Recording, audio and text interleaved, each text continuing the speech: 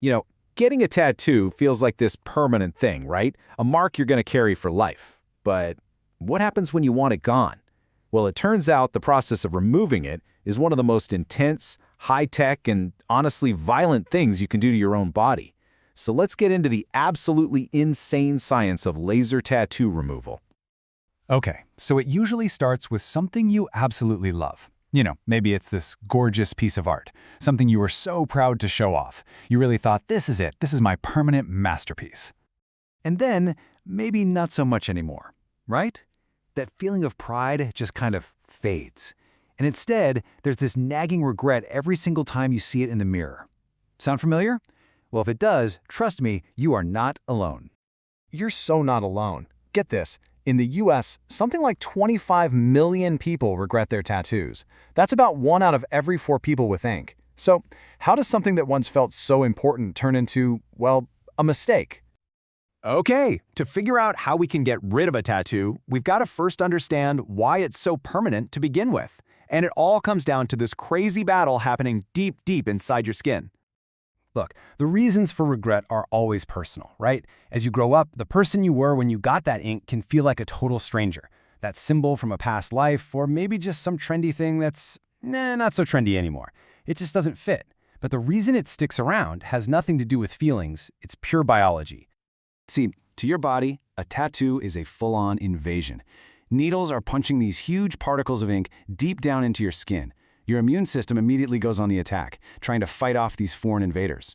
But here's the problem. The ink particles are like these giant boulders. They're way too big for your tiny immune cells to deal with. So your body does the only thing it can. It builds a literal prison of flesh around the ink, trapping it there forever. So if the ink is trapped in a flesh prison, how in the world do you get it out? Well, the idea is pretty simple, actually. You have to destroy the ink particles. The tricky part? Doing that without, destroying you in the process. And the solution is pretty wild. We fight ink with really, really powerful light. At the end of the day, a laser is just light, but it's not like the light from a lamp. It's incredibly focused. All of its energy is crammed into one tiny, super powerful beam. And it's that focused energy we can use as a kind of microscopic wrecking ball. Here's a great way to think about it. Imagine your skin is like clear jello, and the tattoo ink, that's like little bits of dark toast crumbs mixed inside. Now, if you shine a light through the jello, it just passes right through, no big deal. But when that light hits the dark crumbs, they absorb it and get hot. A laser does the exact same thing, targeting only the ink while leaving your skin cells pretty much alone. But here's the catch. It has to be the right kind of light. See, the color of the laser has to be the color that the ink absorbs. Black ink, that's the easy one. It absorbs all colors of light. But what about red ink? You can't use a red laser because the red ink would just reflect it away. You actually have to use a green laser because red pigment absorbs green light.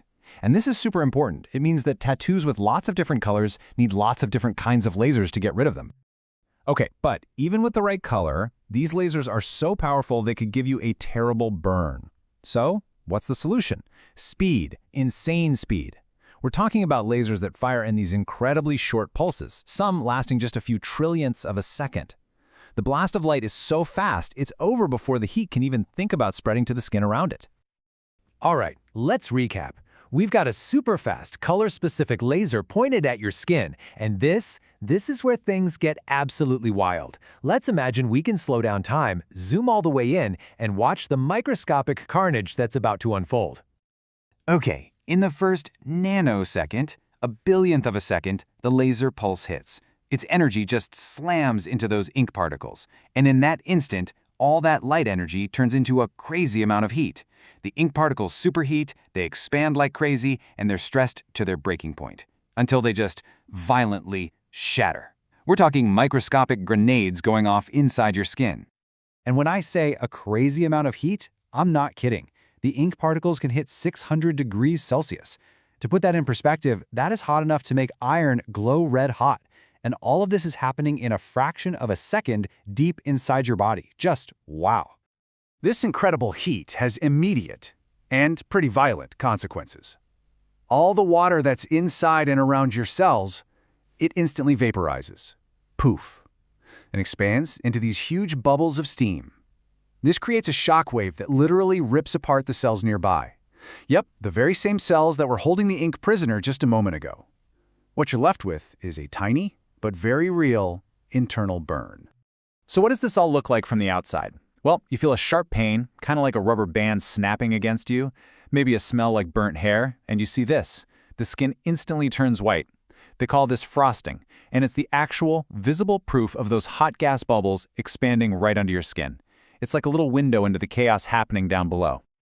So, the laser has done its job. It's a demolition expert. It's turned those ink mountains into hills of hot, shattered debris. The attack is over. Now it's time for your body's own cleanup crew to rush in and deal with the mess. Okay, so your body immediately triggers this huge inflammatory response. Your immune system's first responders, these cells called macrophages, just flood the area. They start gobbling up all the dead cells and the tiniest ink fragments, carrying them away. But, and this is the really important part, most of the ink fragments are still too big for them to handle. So what does your body do? It does what it knows best. It traps them again in a new prison. That's why you need so many sessions, 5, 10, maybe even more. You have to keep breaking the pieces down smaller and smaller. So what happens to the little ink bits that actually get carried away? Where do they go? Well, some of the smallest ones just get rinsed away by the whole process. Others are broken down and eventually, leave your body.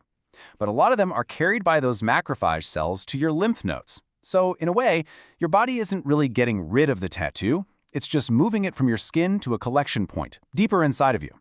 So while this whole internal battle is raging, the healing process on the outside begins, and believe me, it's a long road from that fresh, zapped skin back to a blank canvas. We're talking weeks, even months. All right, so in the first few hours after a session, that white frosting fades away, and it just feels like a really bad sunburn. You might even get some blisters. Then, for the next week or so, the area stays red, swollen, tender, and then it starts to itch like crazy, which is actually a good sign. It means your immune system is working hard. Fast forward about 2 months, and the skin should be all healed up, and you'll see it. The tattoo is definitely lighter. But, whether a tattoo can be completely 100% removed, that depends on a bunch of stuff, like how big is it, what colors are in it, how deep did the original artist go with the ink, and of course, it really matters how skilled the professional is who's firing a high-powered laser at you. Even your own body's immune response makes a huge difference. So, it's really important to remember this. Laser removal isn't some magic eraser. It's a pretty brutal, repetitive process. Every single session is just another controlled explosion, shattering those ink boulders into smaller and smaller rocks, until they're finally small enough for your body's cleanup crew to haul them away. And then, after maybe a year, maybe more of all these treatments, the tattoo is finally gone from your skin. That permanent mistake, it's not visible anymore. But that leaves us with one last, kind of weird question. We know the ink isn't really gone. It's just been moved. So where did it all actually go?